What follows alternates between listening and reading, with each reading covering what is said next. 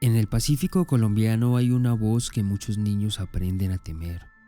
No grita, no ruge, no se arrastra por el piso. Suena exactamente igual que la de tu mamá, pero te llama desde la mitad de la selva. Cuando la sigues poco a poco te das cuenta de que los pies que van delante de ti no son de una persona, sino una mezcla imposible de raíz y de niño. Para ese momento ya es tarde. La selva te cerró la puerta detrás. A esa mujer que copia la voz de tu casa para llevarte al monte le dicen la tunda. Esto es Señal Negra. Las versiones más antiguas coinciden en que la tunda, cuando deja de fingir, aparece como una mujer monstruosa. Tiene la piel oscura y un olor fuerte, casi podrido, como una mezcla de barro viejo, río estancado y humo de leña que nunca se apaga. Su cuerpo se ve desproporcionado, hombros anchos, manos largas y una manera de caminar que parece arrastrar siempre algo que nadie alcanza a ver. Sin embargo, el detalle que más se repite está en los pies. En la mayoría de relatos, uno de sus pies tiene una forma de raíz de árbol o de molino, grueso y retorcido, mientras que el otro es tan pequeño y delicado que parece pie de niño o de bebé. Esa combinación, un pie de monstruo y otro infantil, es la marca que muchas madres usan como advertencia. Si alguien te llama desde el monte, no te quedes mirando solo la cara, mira primero los pies. Aunque esa es su forma verdadera, la tunda casi nunca se muestra así desde el principio. La leyenda dice que tiene la facultad de cambiar de apariencia y de voz, adoptando el rostro de la madre, del padre, de un tío, de un amigo o incluso de la pareja. Por eso, mientras su cuerpo real está escondido en algún rincón de la selva, lo que la gente ve es un disfraz perfecto. Alguien familiar que habla igual, se mueve igual y usa las mismas palabras de confianza. En algunas versiones, los mayores la presentan como hija del diablo o como pareja del diablo, capaz de atravesar el manglar y el pantano sin dejar huellas normales, como si la selva la reconociera y le abriera el paso. Su poder no está en la fuerza bruta, sino en la confianza que logra generar antes de mostrar quién es. En las comunidades del Pacífico, los abuelos suelen decir que la tunda no aparece porque sí, sino que persigue a personas concretas. Por un lado, se la relaciona con niños no bautizados o muy desobedientes. Esos niños, según la tradición, son más vulnerables a cualquier espíritu que quiera llevarlos. Por otro, muchos relatos insisten en que la tunda se interesa por hombres trasnochadores, bebedores y mujeriegos que cruzan la selva de noche, sobre todo si vuelven solos después de la fiesta. Finalmente, hay historias en las que va detrás de jóvenes y mujeres que se internan sin compañía en el monte o en el manglar, confiadas en que no pasa nada. Con los niños, el mecanismo casi siempre empieza de una forma muy parecida. El niño está jugando cerca de la casa cuando escucha la voz de su mamá llamándolo desde el monte. Venga, que le voy a mostrar algo. Apúrese, que si no se lo pierde. La voz tiene la misma entonación que oye todos los días. Usa los mismos diminutivos, los mismos regaños suaves, y cuando el niño se asoma, también se ve una silueta familiar entre las hojas. La forma de la madre, la manera de mover la mano, incluso un delantal o una prenda que reconoce. Con todo eso, el niño confía y se va. En cambio, con los hombres la tunda opera desde otro lugar. Se aparece como una mujer atractiva, a veces conocida, a veces nueva, que se cruza con ellos en el camino o en la salida de una fiesta. Les sonríe, los provoca, les habla al oído y los invita a prolongar la noche en dirección al monte. Ellos, animados por el alcohol, el ego o la soledad, la siguen sin fijarse demasiado en detalles como el olor o los pies. Solo cuando ya están lejos, la escena empieza a cambiar. La leyenda dice que la tunda no se limita a asustar, a sus víctimas las entunde. Entundar es un verbo que los mayores usan para hablar de un hechizo que deja a la persona sin voluntad. No se trata solo de que se pierda en el monte. sino de que queda atrapada mental y espiritualmente como si la selva se le hubiera metido en la cabeza. Seguramente por eso muchas historias se detienen en la comida. Cuentan que la tunda alimenta a sus víctimas con camarones, cangrejos o frutas llenas de lodo, preparadas de una forma extraña, repugnante, pero que ellas terminan aceptando. Esa comida tocada por ellas sería la que fortalece el embrujo y las mantiene obedientes. Con los niños lo habitual es que los mantenga cerca de quebradas, manglares o claros de selva, siempre algo alejados del pueblo, pero no tanto como para que pierdan por completo la noción del lugar. Allí los engaña haciéndoles creer que todavía están con su familia.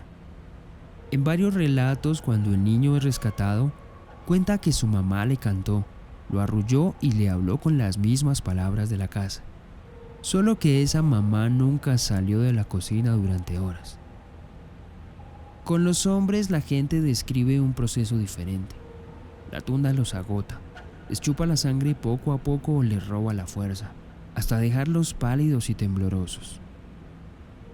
Algunos vuelven con la mirada perdida, con el cuerpo más flaco y el ánimo apagado, como si hubieran dejado algo importante en el monte.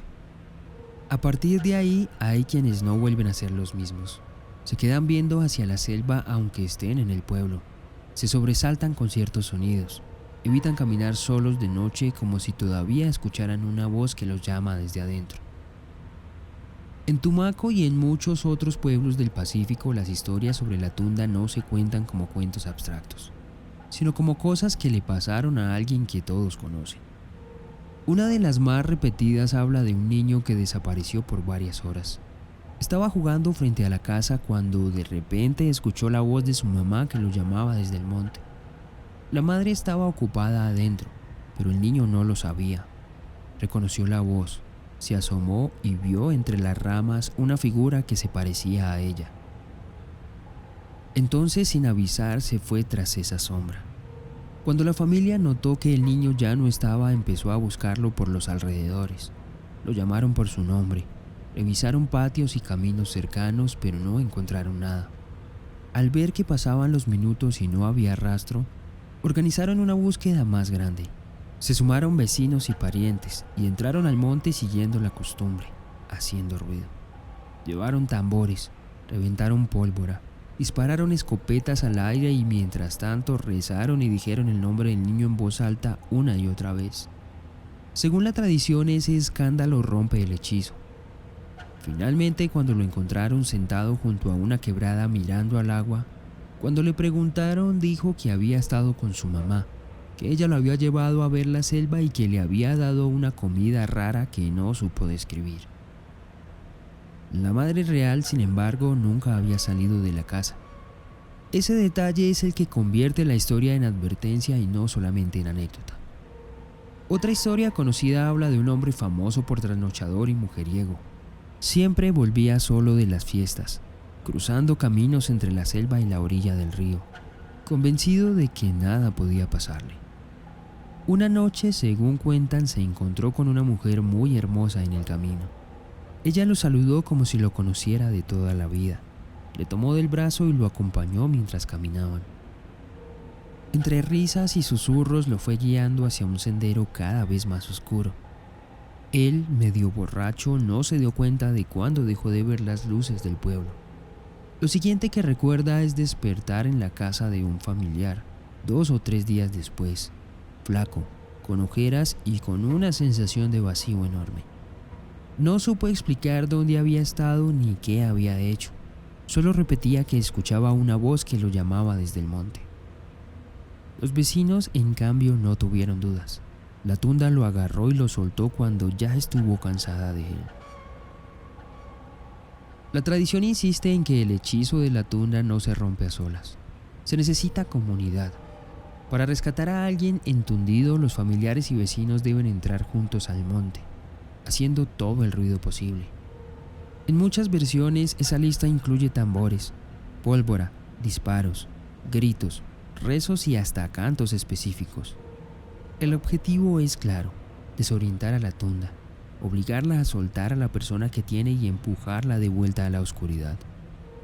Este tipo de rescate no solamente libera al niño o al adulto, también refuerza la idea de que frente a los peligros del monte nadie se salva solo.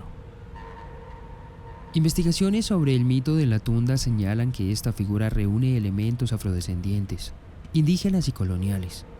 Por un lado, su historia refleja miedos y cuidados muy concretos, la preocupación por los niños que se alejan, por hombres que se pierden en la bebida, por gente que confía demasiado en desconocidos.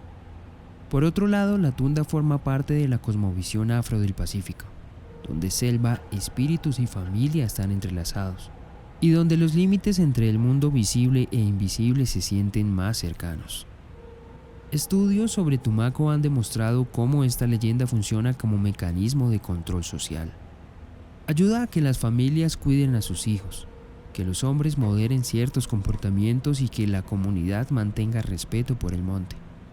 Incluso en algunos trabajos la idea de entunde solo se ha interpretado como metáfora de procesos de cambio y resistencia.